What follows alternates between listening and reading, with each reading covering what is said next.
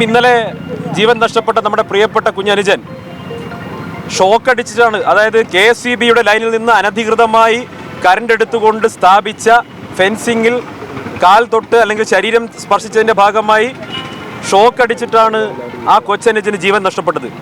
ഒപ്പം പോയിട്ടുള്ള ആ അനന്തുവിൻ്റെ കൂട്ടുകാർക്കും ഗുരുതരമായ പരിക്കുണ്ട് എന്നാണ് മനസ്സിലാകുന്നത്. സ്വാഭാവികമായിട്ടും ഇത്ര വലിയ ഒരു ദുരന്തം ഈ നാട്ടിൽ നടന്നപ്പോൾ നമ്മളൊക്കെ പ്രതീക്ഷിച്ചത് ഉത്തരവാദിത്തപ്പെട്ട മന്ത്രിമാർ, ജനപ്രതിനിധികളൊക്കെ അവധാനതയോടുകൂടിയുള്ളൊരു സമീപനം സ്വീകരിക്കുമെന്നാണ്. ഞങ്ങളെല്ലാവരും ഇവിടുത്തെ ബഹുമാനപ്പെട്ട UDF സ്ഥാനാർത്ഥി ആര്യടൻ ഷൗക്കത്ത് ഉൾപ്പെടെയുള്ളവർ ഈ വിഷയത്തിൽ ഒരിക്കലും രാഷ്ട്രീയവൽക്കരണത്തിന് തയ്യാറാകാതെ കൃത്യമായിട്ടുള്ള നിലപാട് സ്വീകരിച്ചുകൊണ്ടാണ് മുന്നോട്ട് പോയത്.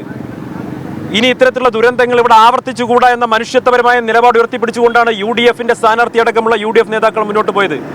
പക്ഷേ ദൗർഭാഗ്യവശാൽ ഈ പ്രശ്നത്തിൽ ഉത്തരവാദിത്ത ബോധം കാണിക്കേണ്ട കേരളത്തിന്റെ വനം മന്ത്രി ഈ ദൗർഭാഗ്യകരമായ സംഭവത്തെ രാഷ്ട്രീയവൽക്കരിക്കാനും ഈ സംഭവത്തിൽ രാഷ്ട്രീയ ഗൂഢാലോചന ആരോപിക്കാനും തയ്യാറായത് നിലമ്പൂരിലെ ജനങ്ങളെ ഞെട്ടിച്ചിരിക്കുകയാണ്. നിലമ്പൂരിലെ ജനങ്ങൾ അങ്ങേയറ്റത്തെ പ്രതിഷേധത്തിലാണ്. ഈ ഒരു പാവപ്പെട്ട കുട്ടിയുടെ മരണം പോലും രാഷ്ട്രീയവൽക്കരിച്ചുകൊണ്ട്, ദുഷ്ടലോക്കോടുകൂടി രാഷ്ട്രീയവൽക്കരിച്ചുകൊണ്ട് ഈ തെരഞ്ഞെടുപ്പ് വേളയിൽ അതിനിന്ദ്യമായിട്ടുള്ള പ്രചരണം നടത്തിയിട്ടുള്ള വനം മന്ത്രി നിലമ്പൂർ നിവാസികളോട് മാപ്പ് പറയുക മാത്രമല്ല, അദ്ദേഹം സ്ഥാനം രാജിവെച്ച് പുറത്തു പോവുകയാണ് വേണ്ടത്.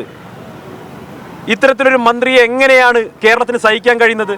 കേരളത്തിലെ ജനങ്ങൾ ഈ വന്യമൃഗങ്ങളുടെ ആക്രമണത്താൽ കഷ്ടപ്പെടുന്ന സമയത്ത് ഗാനമേളയ്ക്ക് പോവുകയും പാട്ടുപാടുകയും ചെയ്യുന്ന മന്ത്രി, വളരെ നിസ്സാരമായിട്ട് ഈ കാര്യങ്ങളെ നോക്കിക്കാണുന്ന ഒരു വനം മന്ത്രി, ഈ വനം മന്ത്രിയുടെ ഭാഗത്തുനിന്നുണ്ടായ നിരുത്തരവാദപരമായിട്ടുള്ള പ്രസ്താവനയ്ക്കെതിരെ നിലമ്പൂരിലെ മുഴുവൻ ജനങ്ങളും ഒറ്റക്കെട്ടായി പ്രതിഷേധിക്കുമെന്നുള്ള കാര്യത്തിൽ ഒരു തർക്കവും വേണ്ട.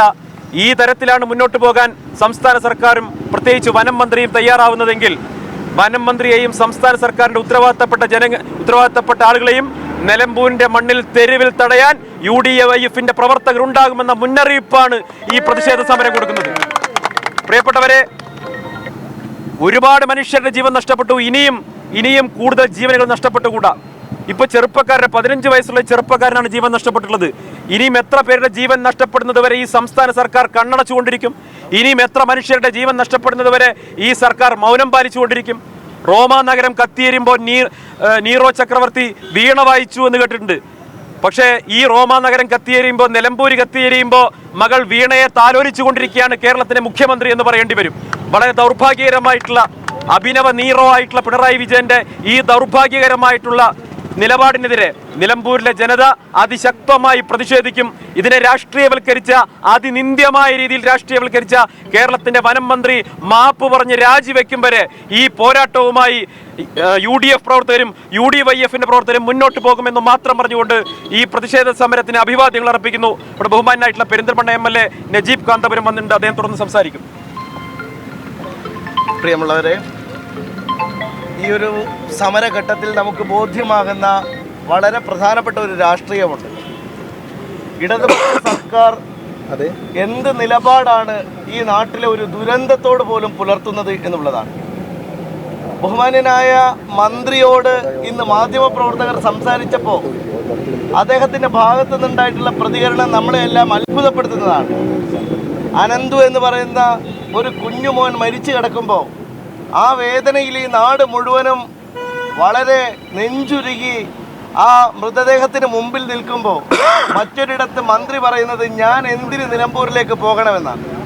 നിലമ്പൂരിലേക്ക് എന്തിനാണ് പോകേണ്ടത് എന്ന് പോലും ചിന്തിക്കാൻ കഴിവില്ലാത്ത ഒരു മന്ത്രിയെയാണ് വനം വകുപ്പ് ഏൽപ്പിച്ചിരിക്കുന്നത് എന്നത് അപമാനകരമായിട്ടുള്ള ഒരു കാര്യമാണ്.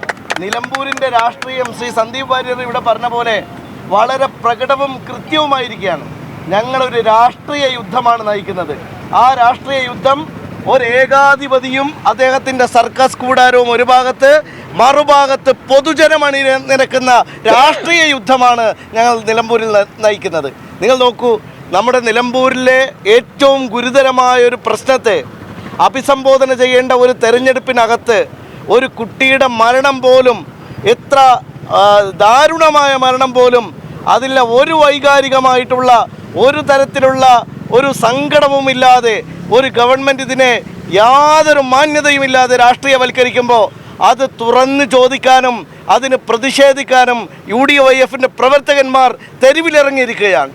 ഈ സമരം തീർച്ചയായിട്ടും ഇവിടെ നമുക്കെല്ലാവർക്കും അറിയുന്ന പോലെ നിലമ്പൂരിൻ്റെ സാധാരണ മക്കൾക്ക് ഐക്യദാർഢ്യം പ്രഖ്യാപിച്ചുകൊണ്ടുള്ള സമരമാണ്.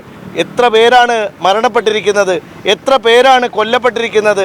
ഈ വനം വകുപ്പിൻ്റെ തലതിരിഞ്ഞ നിലപാടുകൊണ്ട് കേന്ദ്ര സർക്കാരും അതുപോലെ തന്നെ കേരള ഗവൺമെൻറ്റും ഈ കാര്യത്തിൽ നടത്തുന്ന ഒത്തുകളിക്കെതിരായിട്ടുള്ള അതിശക്തമായിട്ടുള്ള പോരാട്ടം നമുക്ക് നടത്തേണ്ടതുണ്ട്.